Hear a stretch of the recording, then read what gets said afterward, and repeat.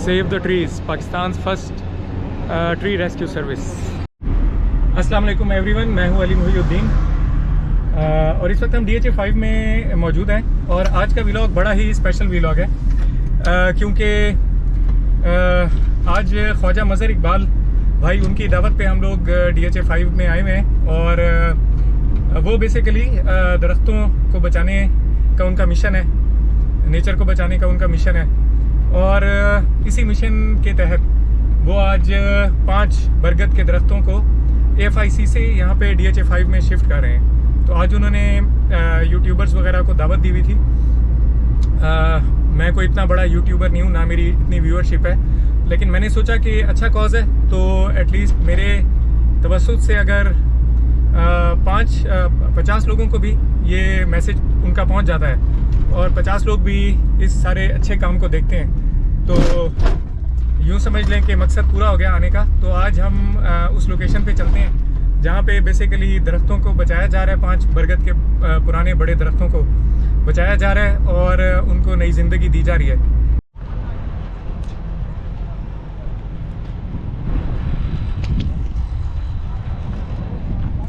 ये पीपल का दरख्त है जो कि आज AFIC से यहाँ पे आया है। ये मशीनरी, द क्रेन्स, और ये साथ एक रिवराइन।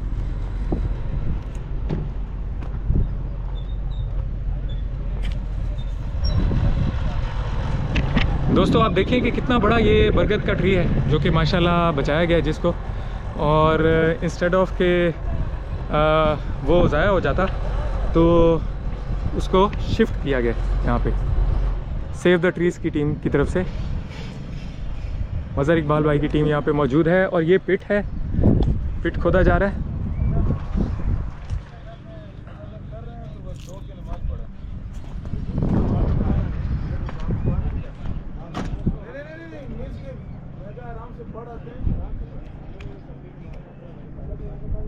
जा रहा है सेव द ट्रीज़ की पूरी टीम यहाँ पे मौजूद है और ये टीम है मज़हर इकबाल भाई की सेव द ट्रीज़ की टीम।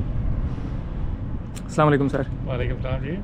सर आप थोड़ा बताएंगे अपने बारे में? जी मैं my name is Mohammad Umar Afzal Kiani और हम सब यहाँ पे जितने लोग मौजूद हैं सेव द ट्रीज़ के मेंबर्स हैं और उसी को रिप्रेजेंट कर रहे हैं। और ये साइट तो जल्दी एक्टिव है जी, तो इसलिए हम सब लोग यहाँ पे आए हैं ताकि हम जो हमारा मेन मोटो है उसी के ऊपर काम कर रहे हैं। जितने भी सीनियर ट्रीज़ हैं पूरे पाकिस्तान में, हम लोग उनको रिक्वेस्ट करते हैं गवर्नमेंट की अथॉरिटीज़ को कि उनको हमें अलाउ करें ताकि हम उनको शिफ्ट करें। और जिस तरह फैमिलीज़ में बड़े बुज़ुर्गों को संभाला जाता है, इसी तरह हम पाकिस्तान के बड़े ट्रीज़ जो सीनियर हैं उनको संभालते हैं। बाकी जो है वो अनस भाई हैं, ये सीनियर हैं, ये बताएँगे। अस्सलाम वालेकुम अनस भाई। वालेकुम अस्सलाम। अनस वाहिदी मेरा नाम है और मैं हॉर्टिकल्चर हेड हूँ और टेक्निकल लीड हूँ जी। हमारी जो टीम है ये पूरे पाकिस्तान में वॉलंटियर्स की टीम है जो काम कर रही है। टंडोला यार में कर रही है, सिंध में कर रही है, कराची में कर रही है, लाहौर के एरिया में कर रही है, पिंडी इस्लामाबाद में, बलूचिस्तान, इसमें इसी तरीके से अक्रॉस पाकिस्तान हम सारी डेमोग्राफी पे काम कर रहे हैं। सेव द ट्री का जो बेसिक कॉन्सेप्ट है वो तो यही है कि हम 5-6 साल से हम एक चीज़ को लेकर चल रहे हैं। उसमें हमारा पूरा प्रोसेस है, हम एनवायरनमेंट के हवाले से एक अवेयरनेस क्रिएट कर रहे हैं। उसके बाद हम प्रोजेक्ट डेटरेंस क्रिएट करते हैं। प्रोजेक्ट डेटरेंस हमारा एक वर्किंग मैकेनिज़्म है जिसके मुताबिक हम दरख्तों को बचाने के हवाले से अमली इक़दाम और उसकी तरफ मतवज्जो करके जो डिसीजन मेकिंग फोरम्स हैं उनको इन्वॉल्व करते हैं। सोशल मीडिया के ज़रिए से पाकिस्तान सिविल सोसाइटी को उसके अंदर इंगेज करते हैं और तमाम स्टेक होल्डर्स को एक बोर्ड पे इकट्ठा करते हैं। स्टेप उसके बाद ये हम लेते हैं कि हम उसको रेस्क्यू करने का पूरा एक प्रोसेस उसको डॉक्यूमेंट करते हैं। अब तक अल्लाह का शुक्र है हम तकरीबन कोई 350 से ज़्यादा बड़े दरख्त जो कि 100 से लेकर 200-250 साल पुराने दरख्त हैं उनको बचा चुके हैं अल्हम्दुलिल्लाह। उसके अलावा हज़ारों की तादाद में छोटे दरख्त हैं जिनको हम बचा चुके हैं, जो कि कम अज़ कम भी 1-1, 1.5, 2-2 फुट के डाया के दरख्त हैं जिनकी हाइट और उम्र के हिसाब से उनको 10-12 साल से 30 साल के अंदर अंदर कहा जा सकता है। गिगेंटिक दरख्त भी बचे हैं। अब मौजू ये है कि जो एक कॉन्सेप्ट था कि जब हम डेवलपमेंट का काम करते हैं तो उसके लिए कोलेटरल डिस्ट्रक्शन होती है जी। हम इस चीज़ को हमने अल्हम्दुलिल्लाह अपनी एफर्ट से, आवाम के ताउन से, सोशल मीडिया के दोस्तों के ताउन से ये अवेयरनेस क्रिएट कर ली है अल्हम्दुलिल्लाह, और उसको लार्ज स्केल पे एक्सेप्टेंस है, उसका एको बिल्ट हो गया है अक्रॉस पाकिस्तान, एक पूरा इकोसिस्टम बिल्ट हो गया अल्हम्दुलिल्लाह। कि अब हमें ये क्लियर हो चुका है कि पाकिस्तान के अंदर अगर किसी ने डेवलपमेंट का काम करना है तो जिस तरह कोलेटरल डैमेज स्टेट ओन करती है एक ह्यूमन लाइफ को, कोलेटरल डैमेज डॉक्यूमेंट करती है एसेट को, इंफ्रास्ट्रक्चर को, किसी की प्रॉपर्टी को, इसी तरीके से कोलेटरल डैमेज अब डिक्लेयर हो एक ट्री जो कि ज़िंदा है और वो ट्री के जो शहर का हमारी अर्बन लाइफ के लंग्स हैं, उसके फेफड़े हैं, और वो आने वाले मुस्तकबिल में एक ऐसी लेगेसी हम छोड़ना चाहते हैं कि पाकिस्तान में जब हम यहाँ से इस दुनिया में हों या इस दुनिया से चले जाएं तो उसके बाद एक हमारा ऐसा राइट हैंड की बैलेंस शीट अपने फ्यूचर को दे के जाए कि हम सेफ पाकिस्तान में रहते हैं। बिल्कुल सही। अभी तक कितने दरख्त लग चुके हैं? 5 थे ना टोटल?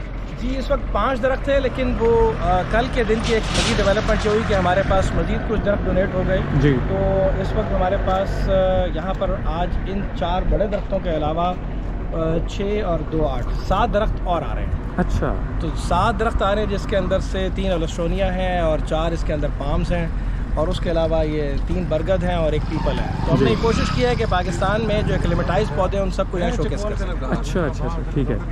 तो आए फिर हमें दिखाएं ज़रा साइट जहाँ पे काम हो रहा है। हम उस साइट पे पहुँच चुके हैं जहाँ पे इस वक्त दरख्तों को बचाया जा रहा है और उनको दोबारा एक नई ज़िंदगी दी जा रही है। अच्छा, ये तो बहुत बड़ा माशाल्लाह बरगद का दरख्त है जी। ये दरख्त अपने आर्बोरिक डाटा के मुताबिक तकरीबन 200 साल पुराना दरख्त है। ये AFIC की बिल्डिंग से हमने इसको उठाया था। AFIC के MH में जो है उठाया था जी, MH की बिल्डिंग से।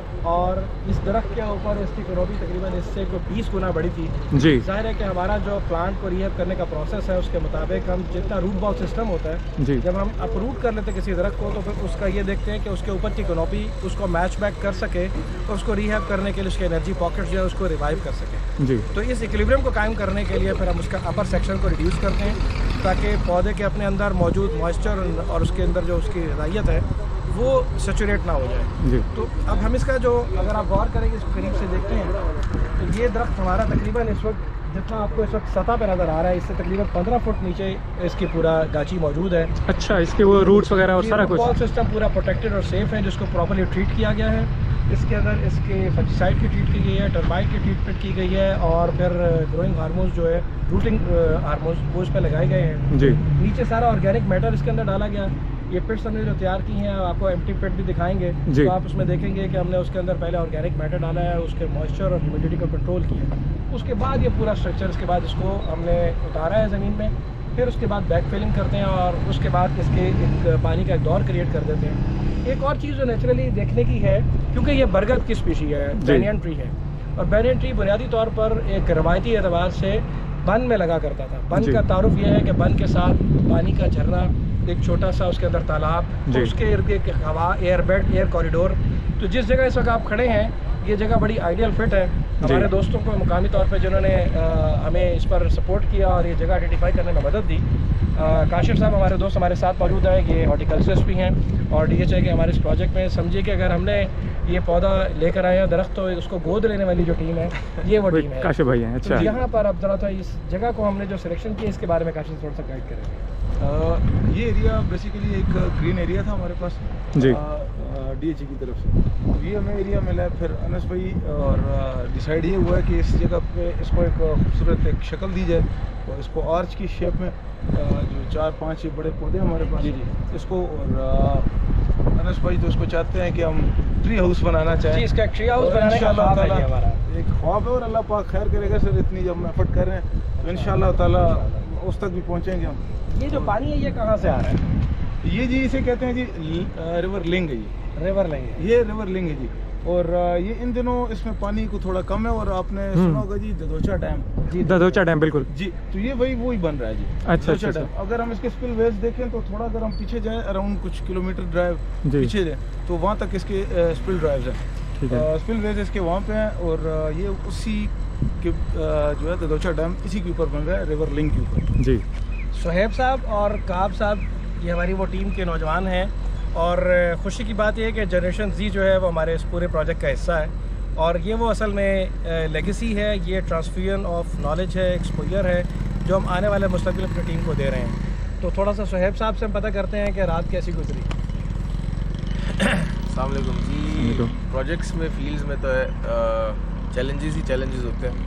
हमारे पिछले 3 दिन से कोशिश थी कि हम फर्स्ट डे जब हमने ये 2 शिफ्ट किए तब हमारी कोशिश थी कि 5 दरख्त शिफ्ट कर लें, वो नहीं हो सका अनफॉर्चुनेटली, गाड़ियों में कुछ इशू है। फिर सेकेंड डे हमारी कोशिश थी कि हम रिमेनिंग 3 कर दें, उस दिन भी एक गाड़ी आई, बाकी कुछ इशू आ गए, गाड़ी नहीं आ सकी, कुछ क्रेन का मसला बन गया। तो ये हमारे चैलेंजेस रूटीन में चलते रहते हैं, लेकिन असल बात यही है कि इन चैलेंजेस के साथ साथ ही जैसे ही काम को आप आगे लेके चलते हैं वही फील्ड वर्क वही होता है। तो इस तरह लेके चल रहे हैं, इंशाल्लाह अल्लाह खैर करेगा, आगे की जो चीज़ें हैं उनको इसी तरह मैनेज। आप लाहौर से आए हैं, तो लाहौर में जो आपके प्रोजेक्ट्स चल रहे हैं उनका थोड़ा सा तारुफ कराएं कि वहाँ पे क्या किया जा रहा है। बिल्कुल इसी तरह हमारे पास लाहौर के अंदर 3 से 4 साइट्स हैं, और हर साइट के ऊपर देखें, किसी भी मुल्क को तरक्की करने के लिए ना डेवलपमेंट बहुत ज़रूरी होती है। तो डेवलपमेंट का बिल्कुल कतई ये मकसद नहीं है कि आप एनवायरनमेंट को तबाह कर दें, दोनों चीज़ों को साथ साथ लेकर चलना होता है जी। तो लाहौर के टीपा और CNW इदारे हैं जिन्होंने बहुत अच्छा स्टेप उठाया है कि वो सारे दरख्तों को ट्रांसप्लांट कर रहे हैं बजाय के मारने के। आप पहले जिस तरह देखते थे कि कहीं पे भी कोई भी कंस्ट्रक्शन का काम होना था, दरख्त की कोई अहमियत नहीं होती थी, ये ख़त्म हो जाता था जी। असल में हमारे ये लंग्स हैं, जितने बड़े होते जा रहे हैं, जितने बुज़ुर्ग होते जा रहे हैं, हमारे लिए उतनी बेहतर है, हमारे पूरे माशरे के लिए बेहतर है जी। तो इस सब से बचने के लिए, दरख्तों को बचाने के लिए पूरी सेव द ट्रीज़ की टीम हमारे साथ मौजूद है। लाहौर में भी काम करें, इस्लामाबाद में भी करें, और जिधर हमें मौका मिलेगा दरख्त बचाने का हम ज़रूर बचाएँगे। यानी साहब, ये जो टंडोला यार में 2 दिन पहले ख्वाहिश साहब ने एक रिपोर्ट किया है दरख्त में। अच्छा सर, मेरे लिए बड़ी खुशगवार हैरत ये थी कि अब हम पंजाब से निकल कर, KP से निकल कर, GB से निकल कर अब हम सिंध में दाखिल हो गए। बिल्कुल। क्या तासुर है आपका उस पर? मेरा तो तासुर ये है जी कि जो आप बात कर रहे हैं ना, मैं उसको आगे लेके इस तरह चलूँगा कि हम अल्हम्दुलिल्लाह पूरे पाकिस्तान में ही काम कर रहे हैं, और जहाँ से भी कॉल आती है उस कॉल को हम रिस्पॉन्ड करते हैं, और लोकल लोगों को, लोकल अथॉरिटीज़ को, लोकल एडमिनिस्ट्रेशन को इन्वॉल्व करके, और अपनी हम्बल हमारी जो टीम है, हम अपनी सर्विसेज ऑफ़र करते हैं, और आहिस्ता आहिस्ता इंशाल्लाह पूरे पाकिस्तान में हमारा नेटवर्क इसी तरीके से डेवलप हो जाएगा। ये जो मारगला की अभी रिवाइवल का काम किया गया है, और अभी ये बिल्कुल बहुत बड़ा, ये सर इसके बारे में भी थोड़ा सा बहुत बड़ा स्टेप था जी। मारगला का इशू काफ़ी अरसे से था, और ये भी अथॉरिटीज़ का I am thankful to them कि उन्होंने ये क्रशर्स वगैरह और ये सारा सिलसिला, पोल्यूशन वाला सिलसिला था, ये ख़त्म किया है। और अब क्योंकि जिस तरह नौजवान ने बताया है, लंग्स की ज़रूरत होती है जी, हर इन्वायरमेंट में, हर कम्युनिटी में, हर सोसाइटी में, तो उस इनिशिएटिव से जितना वो पोल्यूशन और जो भी चीज़ें सारी वो इंशाल्लाह उसको काउंटर कर लेंगे, और ये बहुत इम्पोर्टेंट था, अच्छा होगा इंशाल्लाह। AFIC में हमने कुछ प्रोजेक्ट किए, तो वहाँ पर thanks to the management authorities के पूरी तरह में इंडोर्समेंट रही, इसके ऊपर फैसिलिटेशन मिली, और अब वो इकोसिस्टम जिसकी मैं बात कर रहा था कि वो बिल्ड जी। अनस भाई, मैं आपसे यही पूछना चाह रहा था कि बेसिकली आपसे लोग कांटेक्ट कैसे करते हैं जहाँ से उन्होंने ट्रीज़ जो है ना शिफ्ट करने होते हैं, प्लस आप लोग फिर आगे साइट्स कैसे वो चूज़ करते हैं कि ये हमने ट्रीज़ शिफ्ट कहाँ करने हैं? जी, वेरी इंपॉर्टेंट। इसमें असल में हमारे 3 स्टेक होल्डर्स हैं। पहला स्टेक होल्डर तो वो है कि जिस जगह पर ये इशू क्रिएट हुआ है उसकी इन्फॉर्मेशन और रिपोर्ट जनरेट हो जाए, और उसकी अप्रोच के लिए हमारे पास सोशल मीडिया के बहुत से मीडियम्स अवेलेबल हैं, कॉन्टैक्ट्स अवेलेबल हैं, तो लोग हम तक वो रिपोर्ट कर देते हैं। ठीक है। वंस के हमारे पास कोई ऐसी एक्टिविटी रिपोर्ट हो जाती है तो उसको फिर हम लेकर आगे चलते हैं। उसके बाद हम ये देखते हैं कि अब इसको इम्प्रूव करने के लिए कौन कौन सा रेलिवेंट नियर बाय अथॉरिटीज़ और एम्प्टी स्पेसेस या एम्पल स्पेसेस अवेलेबल है जो उसको एक्लेमेटाइज कर सकते हैं। ये स्टेप 2 है। फिर ये स्टेप 2 जो है हमारा जो दूसरा सेगमेंट है वो ये है कि फिर हम अथॉरिटीज़ को उसमें ऑन बोर्ड करते हैं जिन्होंने डिसीजन करना है जी। अच्छा, इसमें एक मैं थोड़ी सी लाइन ज़रूर कहना चाहूँगा कि सिविल सोसाइटी में 2 तरह से लोग अप्रोच करते हैं। एक वो कि जो और वो बहुत बड़ी तादाद है जो हम समझते हैं कि हमारे साथ ये मसला दरपेश है, हमें ये मुश्किल आ गई है, हमारी ये लिमिटेशन है जी। एक सेगमेंट, एक दोस्तों का ग्रोह ये है, वो भी बहुत बड़ा काम कर रहे हैं, एक अवेयरनेस क्रिएट कर रहे हैं। लेकिन उसके बाद एक दूसरा ग्रोह है जो पार्ट ऑफ द प्रॉब्लम की बजाय पार्ट ऑफ द सोल्यूशन बनने की कोशिश करता है। तो अपने हिस्से का चिराग जलाना दरअसल ये कॉन्सेप्ट है, इसके मुतालिक हम लोगों को कॉल देते हैं। अब आपने सवाल किया था कि हमारे साथ लोग जुड़ते कैसे हैं जी। तो भी आप हमारी अगर सोशल मीडिया की कैंपेन को देखेंगे तो आपने देखा होगा कि हमने जनरली कॉल दिया कि आप हमारे साथ कैसे कोलैबोरेट कर सकते हैं जी। यानी एक ऐसी कॉल के जिसके अंदर कोई शख्स ये चाहता है कि उसका आने वाला मुस्तकबिल, उसका माहौल, उसकी औलाद, उसकी फैमिली और उनके शहरी या उसके मुताल्लिकीन सेफ पाकिस्तान के अंदर रह सकें, तो उसको अपने हिस्से का काम आज ही करना, लिहाजा वो हमसे कनेक्ट हो और हम उसकी कॉल को वेलकम करते हैं। लोकल डोनर्स की ज़रूरत पड़ जाती है, डेफिनेटली सारा काम फाइनेंसेस के बगैर मुमकिन नहीं है। जी, तो इसके लिए डोनेशंस वगैरह कहाँ से आती है, मतलब फाइनेंस के बारे में एक ख़ास मैकेनिज़्म है, मैं ज़रूर शेयर करना चाहूँगा क्योंकि इस पर भी बहुत अश्कालात हैं जी। अच्छा, सबसे अहम फैक्टर ये है कि इस वक्त हम इस स्टेज पे पहुंच गए हैं कि हम प्रोजेक्ट्स के PC1 के अंदर डॉक्यूमेंट कराने की कोशिश कर रहे हैं कि जो प्रोजेक्ट डेवलप होता है, जैसे डेब्रिस रिमूवल के लिए, साइट क्लियरेंस के लिए, कोई कब्ज़ा छुड़ाने के लिए, कोई वहाँ की सफाई सुथराई के लिए, ऑब्स्टिकल दूर करने के लिए, तो एग्जैक्टली जो ग्रीन ऑरा है उसको सेव करने के लिए हम उसको फाइनेंशियल डॉक्यूमेंटेशन में डलवाने की सिफारिशात लेकर इस वक्त अथॉरिटी टेबल्स पे पहुंच चुके हैं। राइट। ये तो अल्लाह का शुक्र है कि ये सारी रायमा हमवार होने और सोशल मीडिया के साथ और सिविल सोसाइटी के साथ खड़े होने के नतीजे में ये इतना बड़ा काम मुमकिन हो सका। अब दूसरा मौजू ये है कि हम जब ऑपरेशंस को एग्जीक्यूट कर रहे होते हैं तो जहाँ से वो पौधा उठ रहा है और जहाँ वो पौधा कोई गोद ले रहा है जी। इन दोनों इदारों या ऑर्गेनाइजेशंस या अफराद को हम आपस में जोड़ते हैं और उसकी कॉस्ट ऑपरेशन को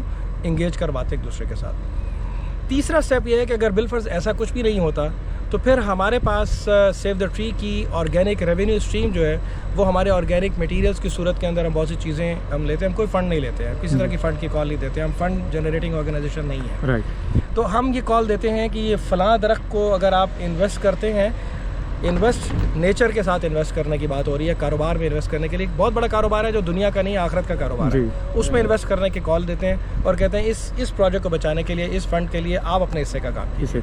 बिल्कुल। तो इस तरीके से ये पूरा मैकेनिज्म काम करता है। सही। हम इसके अंदर इस मौजू पे समझते हैं, अल्लाह का शुक्र है कियानी साहब हमारी जो टीम है अपने सेल्फ सस्टेन्ड बिजनेस मॉडल पे काम कर रहे हैं। हमारा अपना सेल्फ सस्टेन्ड बिजनेस मॉडल है, हमारी सारी टीम इसी तरीके से वॉलंटियर्स की टीम है। ख्वाजा साहब अपनी जो कंट्री हेड है हमारे, उनका अपना बिजनेस मॉडल काम कर रहा है। तो ये सारे का सारा ये ऐसे समझ लीजिए कि लोग अपने रिटायरमेंट प्लान लेते हैं तो हम समझते हैं कि ये प्री प्लानिंग है पोस्ट रिटायरमेंट के लिए। बिल्कुल सही। तो इसका काम इसी वक्त करने की ज़रूरत है और ये साथ साथ सीडलिंग करनी होगी। जी सही है।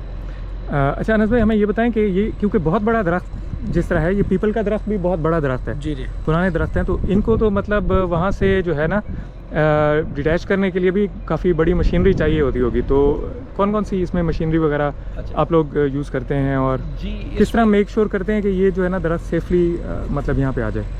आपका बहुत ज़बरदस्त टू दी पॉइंट क्वेश्चन है जी।